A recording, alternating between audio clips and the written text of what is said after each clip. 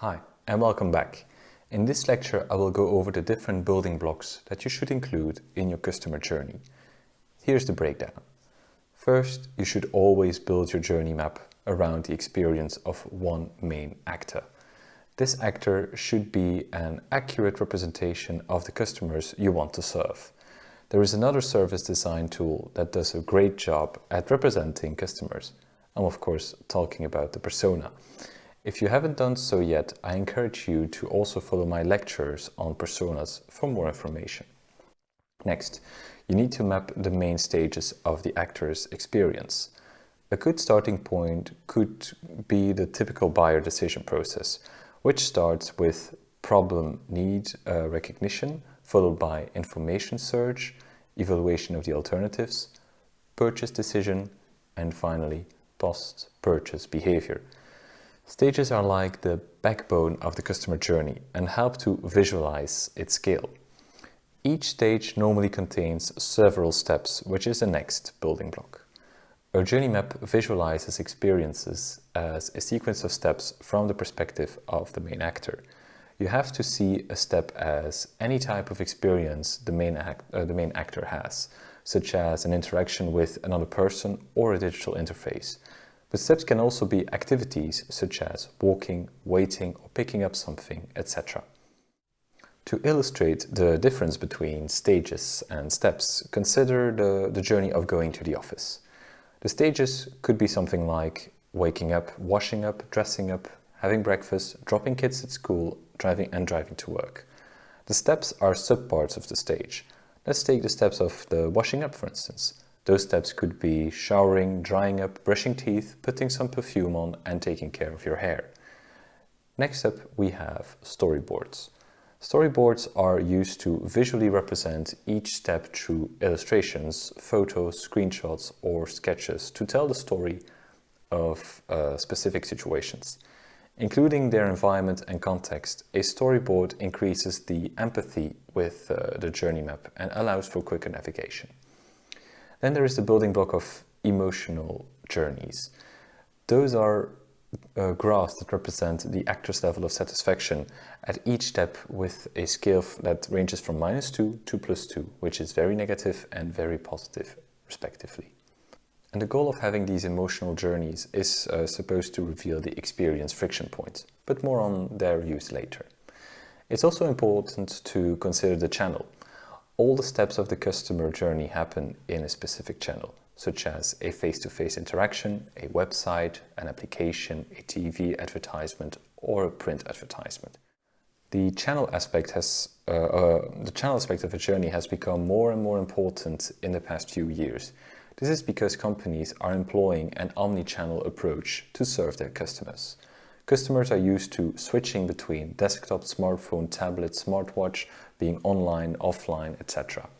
So it's only reasonable to assume that companies have to follow this behavior as well by enabling a smooth transition between these different channels. To give you an example, imagine that you just finished a simulation for a mortgage loan that you did on your laptop and are about to sign the documents.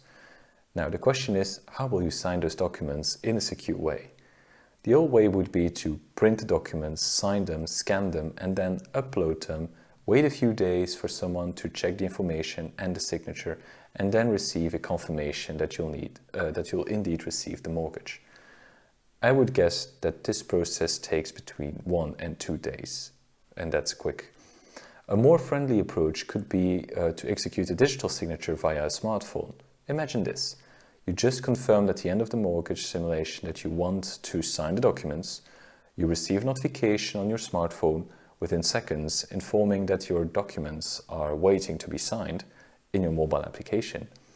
You click on the notification and are directly redirected to the signature flow within your banking app. This is where you can digitally sign your documents with your PIN code or biometrics like fingerprint or Face ID. After successful signatures, the documents are stored on all the devices where you can easily download or share them if needed. This whole process might take you less than 3 minutes. I can tell you that I prefer by far the second journey, which is a good example of how companies are currently leveraging omnichannel capabilities. After the channels, we have to consider our stakeholders. It's important to mention for each step who is involved or contributing to the successful completion of that particular step. Stakeholders are either considered to be internal, like employees, or external, like technology suppliers or customers. This information helps you to identify potential key actors that should be included in the research, the prototyping, and implementation. Please consider my lectures on stakeholders for more information around this topic. Another building block is something called the dramatic arc. A dramatic arc illustrates the level of the main actor's engagement at each step. We consider a scale that ranges from 1, which represents a low engagement, up to 5, which represents a high engagement. In service design, these arcs are often used to reflect on the pace and the rhythm of an experience. Please note that the dramatic arc is different from the emotional journey, which measures the customer's satisfaction. Let me illustrate the dramatic arc with an example. Imagine the scenario of you making a transfer to your friend to pay them for a restaurant. If the transfer fails, you will be annoyed most probably, nothing more. Imagine a different scenario where you have to make a transfer again, but this time to make a down payment for buying a house. If the transfer fails here, you will likely be very annoyed. What I try to illustrate with these scenarios is that the step is the same, but the level of engagement is completely different. Making a transfer for paying a dinner is a whole less engaging compared to making a transfer for your dream house. Even if the actions are literally the same, as a company, you don't want to mess up the high engagement steps.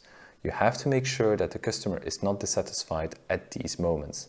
It's less of a problem for lower engagement moments. It's important to remember that high engagement moments don't always match exciting and flashy moments. A very quiet moment can be highly engaging too. It just has to be relevant to the customer. Crucially, a high point on the dramatic arc is not necessarily good and a low point is not necessarily bad. The height of the dramatic arc represents engagement, not satisfaction. We might think of a high value as thrill and a low value as chill. Mapping these levels of engagements help you to analyze a series of elements in the customer journey, such as the duration of the high or low engagement moments, whether promises are fulfilled early on in the flow or more towards the end, should low engagement moments become high engagement moments and vice versa? Are there danger zones within the customer journey? Danger zones are moments where there is a high engagement and a low satisfaction. You can identify these zones by combining the emotional journey with the dramatic arc. Next building block are the unhappy scenarios. In here you need to ask yourself at every step, what could possibly go wrong here?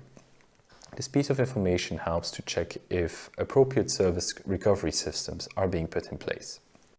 Important scenarios or problems that can happen can then be visualized as separate journey maps. We have to be careful, however, with defining unhappy flows. More often than not, it creates extra complexity in the solution that you will offer to the customers. This extra complexity might even impact the overall customer experience of the happy flow. So always ask yourself whether the unhappy flow you're trying to solve is happening on a frequent basis and to how many customers. We don't want to develop solutions specifically for edge cases, as it's often not worth the effort or the cost. And finally, we should account for the research data that was collected and map the impact to the different steps. Research data can be qualitative, such as quotes from customers or employees, observations from researchers, or videos, photos, and screenshots. It enriches a journey map and improves its credibility. And research data can also be quantitative, such as statistics and metrics, or for example, satisfaction surveys for specific steps, or even to identify how performing a certain channel can be in terms of hit ratio. These were the standard building blocks for any customer journey map. Of course, it's always possible to add additional information to customer journeys that you believe to be relevant to your specific case. It's up to you to decide really, but keep in mind that you want to have a customer journey that is easy to understand. So there is a limit to how much you should add in one view.